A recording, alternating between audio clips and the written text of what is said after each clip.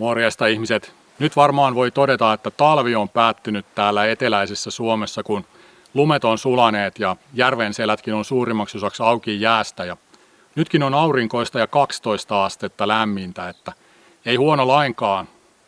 Mä oon lähdössä tutkimaan semmoista asiaa, kun mä törmäsin sattumalta semmoiseen tiedonmuruseen, että tällä alueella, missä mä nyt olen, olisi joku karttaan merkkaamaton salamökki, niin kuin autiotupa, jonka sijaintia ei kerrota julkisesti missään, mutta mikä on kuitenkin avoin mökki ja sillä lailla periaatteessa kaikkien käytettävissä, ketkä sinne löytää. Ja se kuulostaa aika uskomattomalta ja mä en tiedä, onko tämmöisessä jutussa mitään perää, mutta mä oon tosi utelias siitä ja mä lähden nyt selvittämään, että löydänkö mä semmoista mökkiä tuolta.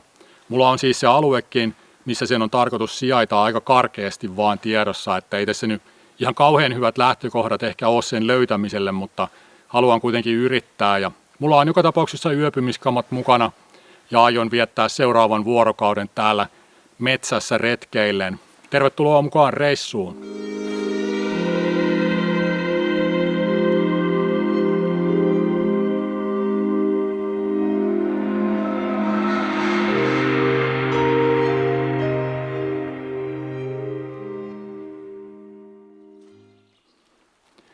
Mä lähden tämmöiseltä tosi pieneltä metsätieltä liikkeelle ja tuolla vähän matkan päässä on joku puro. Mä menen ensin katsomaan, että minkälainen se on.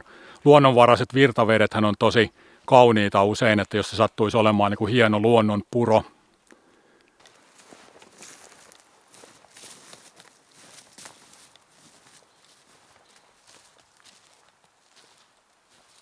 Miehet ei kasva aikuiseksi, ne kasvaa vaan isoiksi, on joskus jossain sanottu ja se saattaa mun tapauksessa pitää paikkansa, koska mä innostun joskus semmoisella aika poikamaisella ja jopa vähän lapsellisella tavalla tämmöisistä jutuista, että tutkimaan jotain vähän salamyhkäistä paikkaa metsässä, niin joo, koska lähdetään, koska pääsee.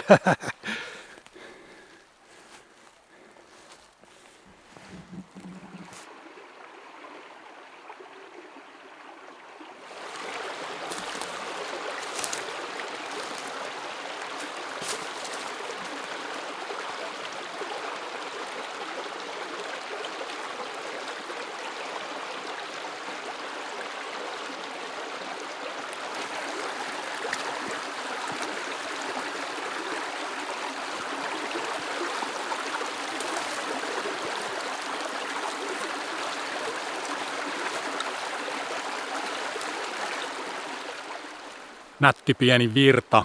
Oli siitä raivaussahalla katkottu pientä puuta reunoilta pois, että ei täysin luomu, mutta ei myöskään mikään kaivinkoneella kaivettu oja.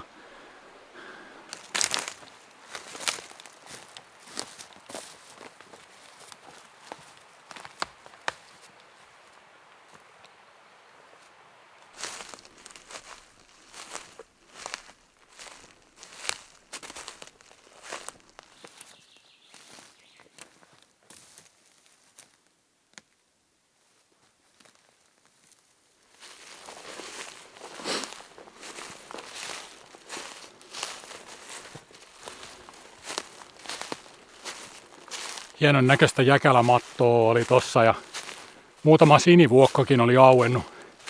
Muuten tää nyt on tämmöistä talousmetsää, että välillä on enemmän ja välillä vähemmän harvennettua.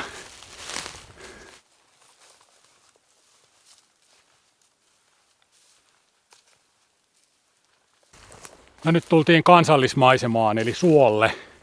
Olemmehan Suomessa eli Suomaassa.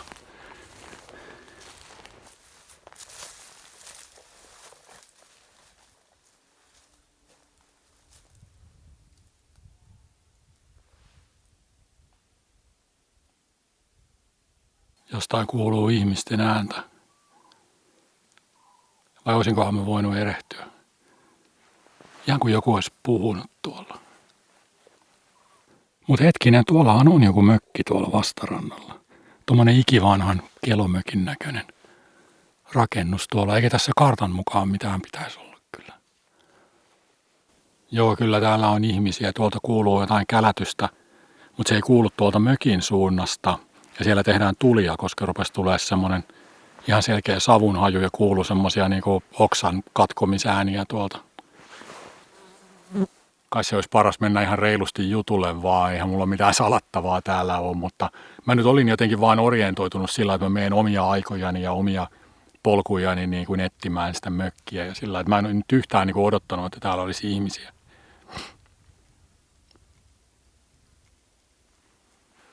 Mutta mä taisin todella nyt niin kuin löytää sen mökin näin helposti, että ihan uskomaton juttu. Mä niin kuin oletin, että mun pitää niin kuin etsiä vähän jotain polkuja tai semmoisia ja sitten seurailla niitä. Mutta se olikin aika näkyvällä paikalla tossa ja satuin suoraan tähän. Kai mun on vähän pakkokin mennä morjastaan noita ihmisiä nyt, kun mä oon rapistellut täällä, että jos ne on kuullut mun olevan täällä. Ja ei ole nyt onneksi mikään metsästysaika, että saattaisi sattua joku haaveri, kun täällä rapistelee pusikossa.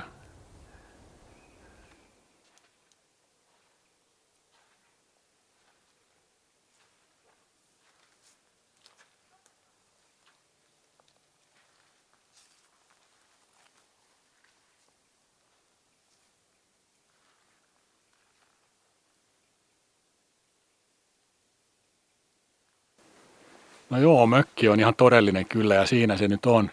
Mutta se on vaan tommonen suohon uppoava mökki, että onpa erikoinen paikka valittu tommosen tuvan rakentamiselle. Mä menen kohta katsomaan sitä mökkiä tarkemmin, mutta siinä vieressä on siis nuotiopaikka ja siellä oli 3 nuoren naisen ja 1 koiran seurue paistamassa makkaraa. Se oli vähän yllättävä kohtaaminen tietyllä tapaa, mutta en mä tiedä, onkohan toi sitten joku semmoinen ns-julkinen salaisuus toi paikka, että paikalliset sitten yleisemminkin tietää ja näin. Mahdollisesti. Mä en ihan kauheasti nyt alkanut utelemaan. Mä kyselin siitä mökistä, mutta siitä he ei osannut sanoa mitään. Että en tiedä, onko se sitten joku tämmöinen, että jos tietää siitä, niin pitää tehdä joku vala, missä vannotaan, että kenellekään koskaan missään tilanteessa ei kerrota mitään siitä.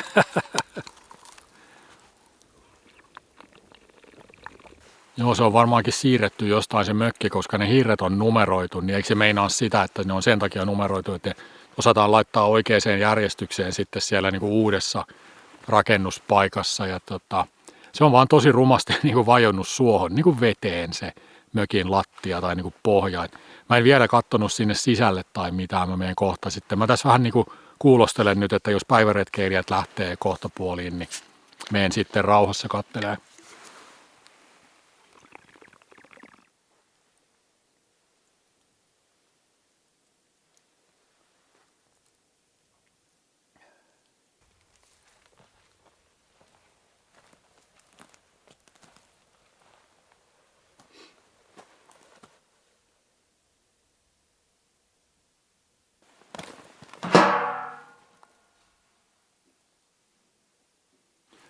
Joo, tässä on oikein tämmöinen nuotiopaikka ja tää on tyyliin niin kuin ehkä 50 metrin päässä tuosta mökistä tässä tämmöisellä kalliolla. Muuten tää on niin kuin alavaa suota tää ympäristö tässä. Ja naiset on lähteneet. Toivottavasti mä en nyt pelästyttänyt pahasti niitä tuossa, kun hiippailin tuolta puskasta paikalle sillä niin kuin ehkä vähäsen omituisesti, mutta oli nekin tosi niin kuin salaperäisiä. Jotenkin mä kysyin, että mistä te niin kuin tulitte tähän ja tunnetteko te nämä paikat ja sillä joo, no tuolta. Kaikki oli vähän semmoista niin kuin epämääräistä. Mä lakkasin kyselemästä sitten, että okei, ei vastauksia, niin en kysele enempää. Tähän paikkaan selkeästi liittyy nyt tämmöinen salaperäisyyden verho.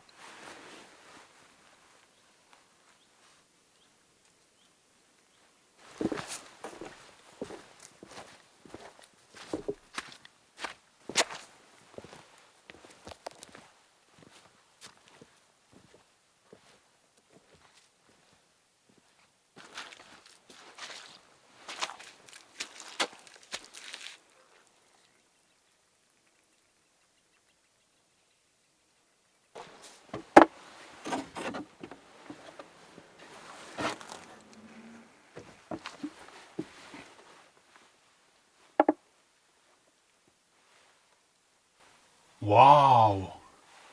Tämähän on ihan uskomaton. Todella hieno paikka.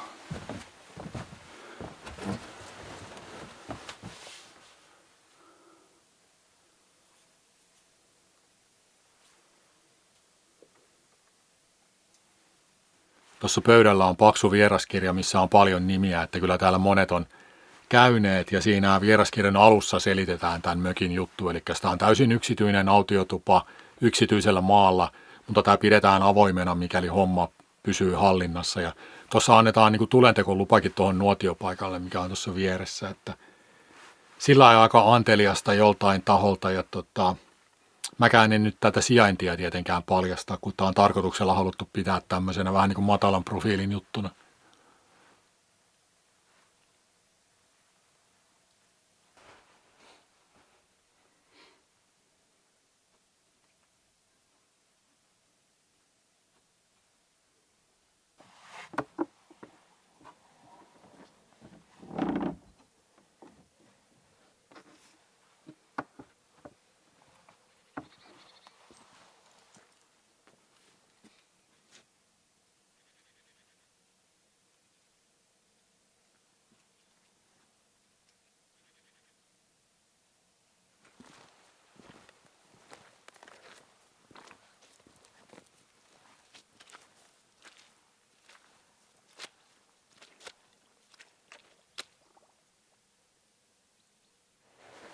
Hieno paikka on kyllä. Tuolla suolla on tommonen joku pieni hökkeli ja mä luulin tullessa, että se on niinku metsästäjien semmonen piilokoju. Mutta se liittyykin ilmeisesti turpeen nostoon, mitä on joskus aikanaan tehty tällä suolla.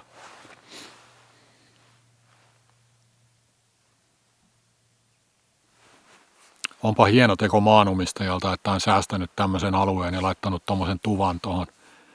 Todella hieno juttu ja arvostan todella paljon. Ja ymmärrän ihan täysin, että miksi tämä halutaan pitää semmoisena matalan profiilin paikkana.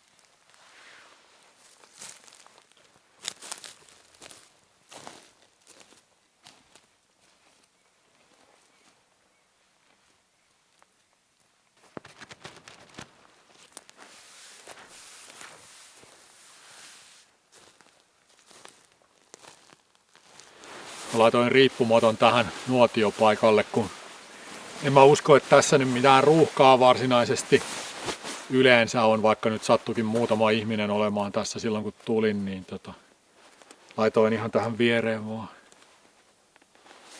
Kauheen nälkäkin jo, mutta mulla on hampurilaisia eväänä ja mä alan tekemään niitä nyt.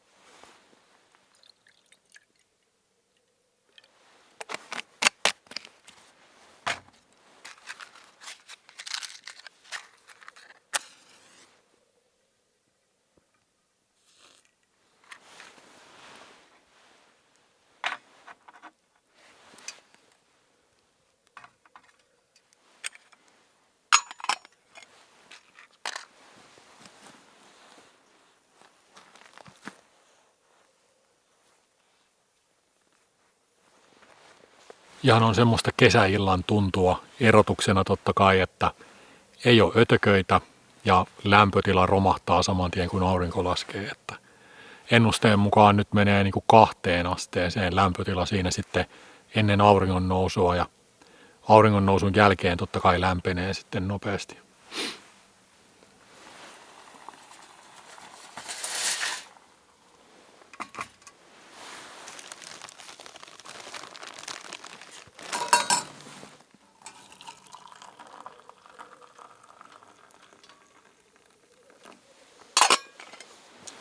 Joo, mulla olisi tässä pari hampurilaissämpylää. Sitten tässä on pihvimassa 2 pihviin. Tässä on siis vaan jauhelihaa ja ranskalaista sipulikeittoainesta sekoitettuna. Juustoa, tomaattia, salaattia ja 2 eri majoneesia. Tää on kurkkumajoneesia ja tää on jotain sweet chili majoneesia. Niin näillä eteenpäin.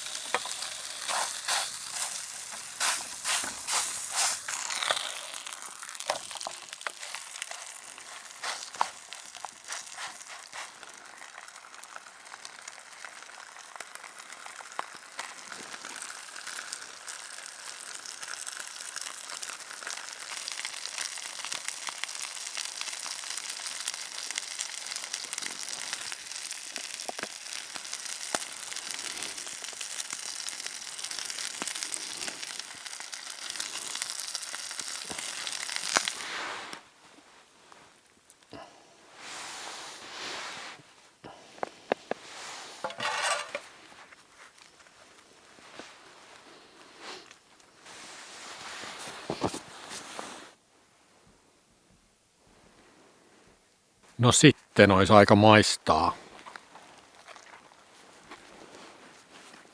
Ai että.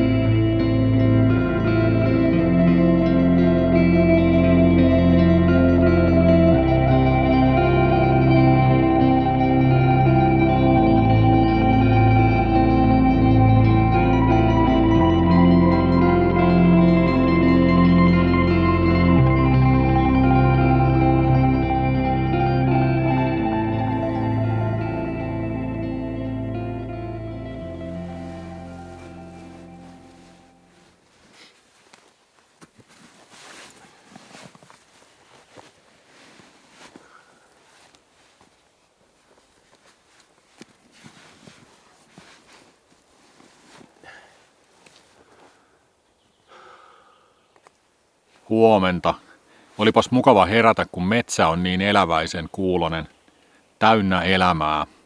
Mä makasin hyvän aikaa riippumatossa tuolla heräämisen jälkeen ja kuuntelin vaan, kun paljon pikkulintuja, sitten telkkä, teeri, kurki, tämmöisiä lintuja bongasin sieltä äänimaailmasta. Todella hienon kuulosta kyllä. Luonto herää henkiin talven jälkeen.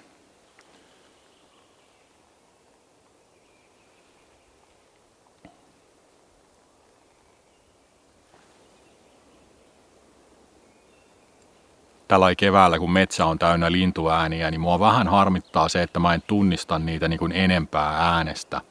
Mä oon käynyt eräopaskurssinkin ja päässyt tenteistä läpi ja siellä opeteltiin 10 lintulajeja, kasvilajeja. Mutta siinä huomaa niin kuin sen, että mun niin kuin semmoinen luontosuhteeni on semmoinen tunneperäinen juttu. Se on semmoinen niin kuin sydämen asia, minkä mä niin kuin tunnen itsessäni. Ja mulla ei ole kauheasti semmoista hinkua niin kuin semmoiseen luontotieteilyyn, että mä haluaisin aina tietää, mikä tämän kasvin nimi on, mikä tämän linnun nimi on. Mä teen kyllä niin kuin paljon havaintoja luonnosta, kun mä kuljen, ja niin kuin joskus aika yksityiskohtaisiakin havaintoja, mutta ei mulla niin kuin se liity siihen semmoista tieteilyä. Ja sitten vaikka mä opettelisinkin niitä nimiä, niin ei ne välttämättä pysy muistissa kauhean hyvin, koska se ei ole se niin kuin mun juttu tavallaan. Eikä se mitään siis haittaa. Mä oon tämmönen niin kuin fiilistelijä ja toivoton taivaan rannan maalari. Ei musta tuu mitään tiedemiestä niin kuin missään niin kuin tilanteessa, mutta joo, tällä keväällä se on ehkä vähän harmi, kun olisi niin paljon noita lintuja tunnistettavana.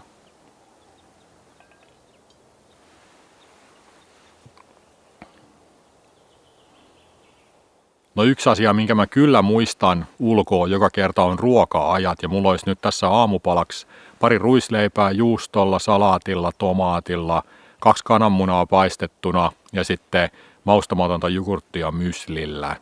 Näillä eväillä tähän päivään.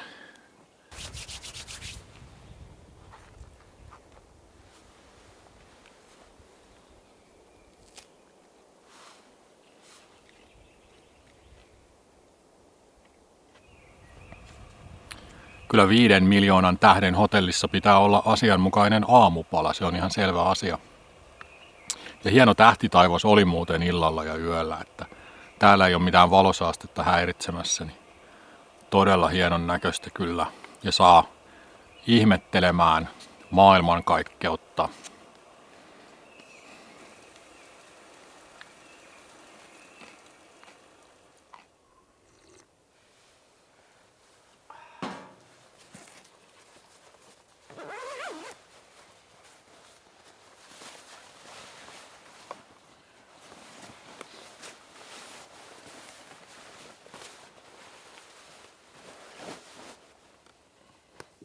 Tämä tupa on kyllä ihan huikea juttu, todella hieno.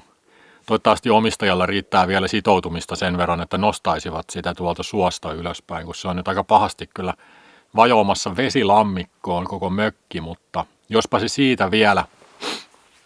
Todella hieno juttu, että jollain maanomistajalla on muutakin arvoja elämässä kuin vaan voittojen maksimointi, että on tämmöisen paikan niin kuin halunnut tänne jättää koskematta ja laittaa tommosen mökin tähän, että ihan mahtavaa.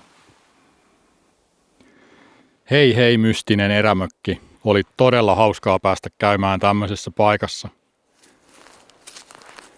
Ihan huippuretki, aivan mahtava suorastaan ja mä menen nyt pois samaa reittiä kuin tulinkin ja säästän sitten alueen lisätutkimukset toiselle reissulle.